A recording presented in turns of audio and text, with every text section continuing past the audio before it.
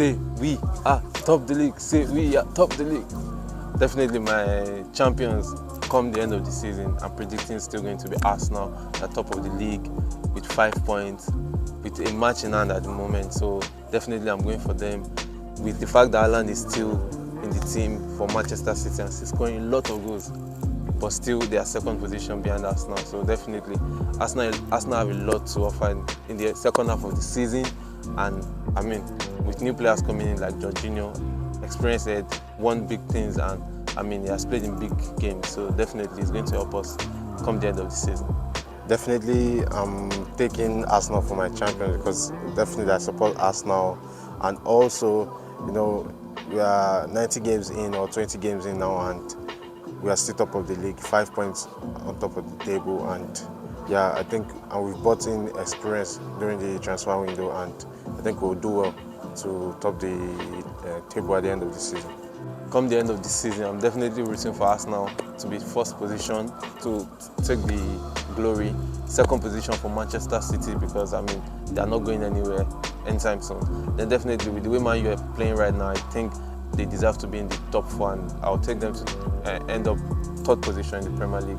Then definitely the fourth position is still very tricky right now with the likes of Chelsea flirting with it, Newcastle flirting with it, Brighton flirting with it, even Fulham.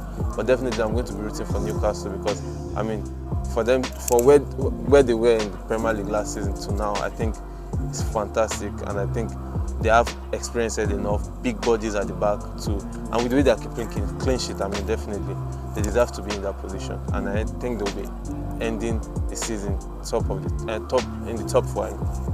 My top 4 would definitely be Arsenal as champions, as I said, Man City, Manchester United, and Chelsea. Manchester United, I'm doubting it at the moment because with the injury of Eriksen, I think it will be a huge blow for them, and I think that might. But I'm hearing Sabitzer is going for a medical soon, so I think that's a good replacement for Eriksen. I think they will do well to qualify for Champions League spot. And Chelsea, Newcastle own the spot at the moment, but I just feel Chelsea with the squad they beat during the January transfer and summer, I think they will do well and just strive back to get that 4th spot, and yeah, and that's my top 4. The bottom 3 for me, come the end of the season, will definitely be Everton, Bournemouth, and Southampton. The reason why I say Southampton is because their experienced heads are injured, most of them, the likes of Walcott, McCarthy, but they have a bit of young players that can show a lot come the end of the season. But I think they will still come up short. I mean, then Everton, I think they changed the manager too late, and I mean there have been divides in the dressing room. So definitely, I see they are going to, like the way Sean Dyche plays, I don't think it's going to suit the players they have at the moment, apart from their defensive line.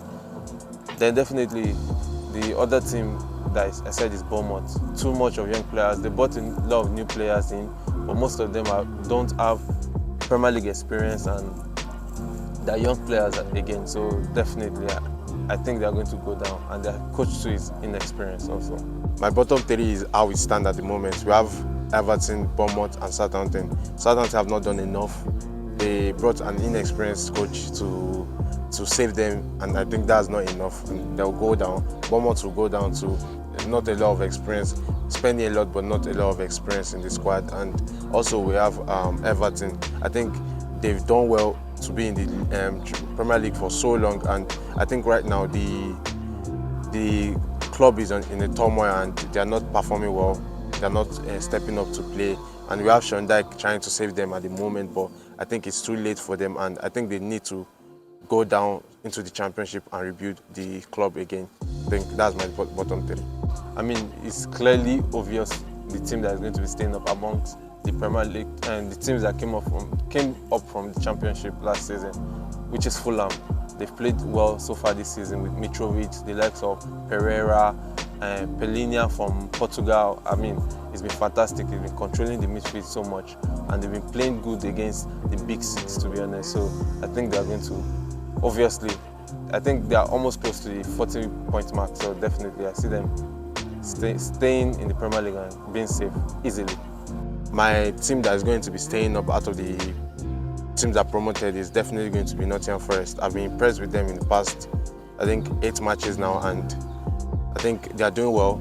They bought well and smartly in this January transfer. Quality signings. We have the likes of Danilo.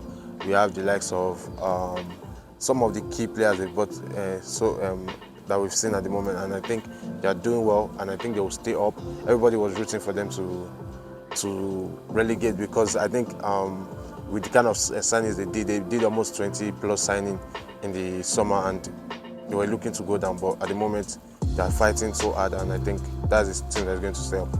For the overachiever so far this season, I think I'll go for Newcastle, because, I mean, with the likes of Trippier coming in and Guimaraes, I don't think they've bought crazy so far since they took and the Saudi Arabians took over.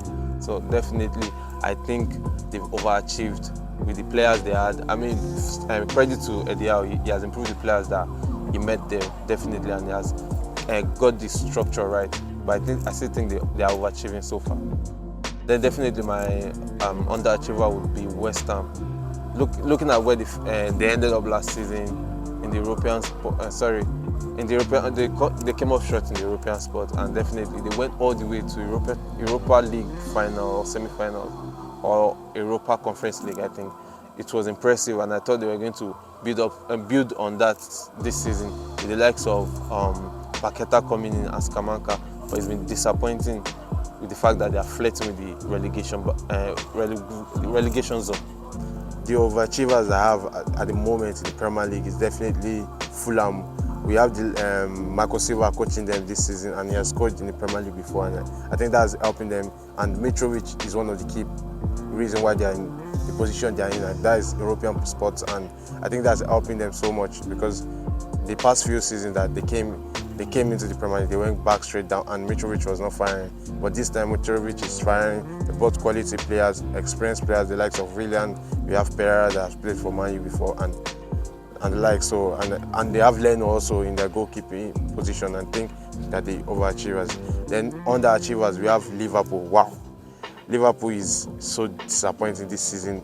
I think I could smell it from their preseason. I saw the likes of Van Dijk, sorry for the F word, messing up. We have the likes of Konate not being fit, Matip not being fit. A lot of their midfield, they're running out of legs, and I think that's really, really affecting them this season. And I think they will not even enter any of the European spots. So it's so sad for them, and that's my underachiever. We've got Super Mika Teta. He knows exactly what we need. Kieran at the back, Gabi in attack, Arsenal on the way to Premier League. I think, to be honest, is not an argument that Arteta is the Premier League manager so far this season. Is that manager that looks like he's going to break into the big dog managers like the likes of Klopp, Pep Guardiola, Tuchel, Diego Simeone. I think he's going to, if we win the Premier League this season, I think he's going to be regarded as one of the best managers in the world if we win the Premier League. So I definitely think he's the manager of the season so far. My manager of this season is definitely Eddie Howe. I know a lot of people will be thinking I'll pick Mikel Arteta, but Mikel Arteta has shown signs earlier in his career that he's going to be a top manager. So there's no reason for me to still root for him. But at the moment, I think Eddie Howe is the one of the coaches that I'm impressed with this season, and he's my manager of the season so far, to take Newcastle to 4th position. And meanwhile, last season, this time they were in relegation battle. So I'm so impressed with him, and that's my manager of the season so far. My player of the season so far has to be Erling Haaland, the Norwegian. I don't think anybody expected him to be scoring crazy amount of number of goals so far that he has scored this season. Knowing the fact that Premier League, when you come in to Premier League, you need time to adjust, even like 3 months to 6 months. You need to adjust to the way the Premier League is, the physicality of the Premier League. But it seemed that Erling Haaland has been able to slot himself into the Premier League easily and banging goals. And I think come end of the season, he's going to be winning the Premier League, what they call it, golden boots with crazy numbers like 35 goals, 40 goals, to be honest. My player of the season is definitely a Norwegian captain, and that's Martin Odegaard. And Martin Odegaard, why can't we pick him? Because a lot of people think Erling Haaland, his colleague, is going to be the one I'm going to pick, but Erling Haaland is scoring the goals, top of the scoring charts, but they're not in the first position. So we have Martin Odegaard carrying the team, showing his courage and showing a lot of belief in the team and carrying the team so well. And I think if we end up going and winning the league, that's Arsenal winning the league, I'm definitely going to root for him for my player of the season and end of the season. But right now, it's definitely still Martin Odegaard. My young player of the season so far has to be Willow Saliba, knowing the fact that it's his first season for a 21-year-old in the Premier League playing centre back.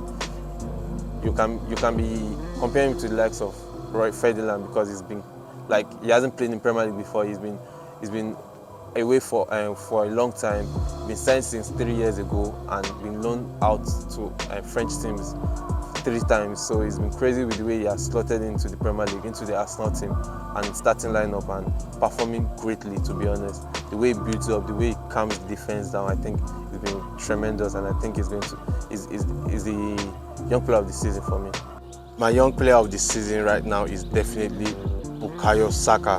I think a lot of young players are in Arsenal squad right now, and I think they have a shot at the young player of the season, but there's just something different from Bukayo Saka, and he's been producing the goods, stepping up on the big stage, scoring against Manchester United and so on. So I'm taking it for my young player of the season. He was denied that trophy last season, even with Foden not passing him in terms of performance, but this season I think nobody's taking that position from him. So Bukayo Saka, star boy, as my young player of the season.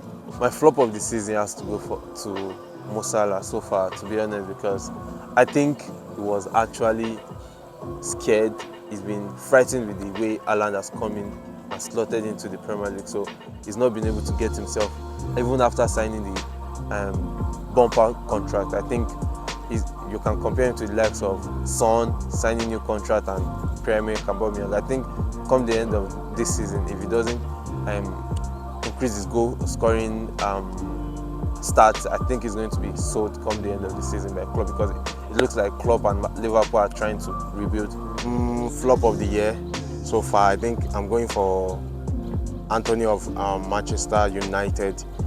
A lot of the squad in Manchester United right now are firing, they are performing, and not to see Antonio flop with the kind of amount they paid for him is so disappointing. He started well in his Manchester United career, but recently he doesn't even know how to beat a player. So I think right now, even Garnacho is performing way better than him, but Eric Ten Hag is sticking by his gun and still picking him in the lineup. So what can we say? But to me, it's the flop of the season so far. I think my transfer of the season so far has to be Casemiro. Like he said early this week, I think he said he's been playing like a 15-year-old boy. And I think you have to give him credit for that, because I don't think without him, they will be Man U where they are, and I think he deserves the credit. Comes in, people were thinking he's coming to take holiday in Manchester United after winning everything in Real Madrid, but he's been terrific for Manchester United. Manchester United will not be in the top 4 if Casemiro is injured. Forget the fact that Eriksen is injured right now. I think Casemiro is injured, or if he's taken out of the lineup even once, I think they won't win the match. And you could see that against Arsenal. They got scared with the way Arsenal approached the game.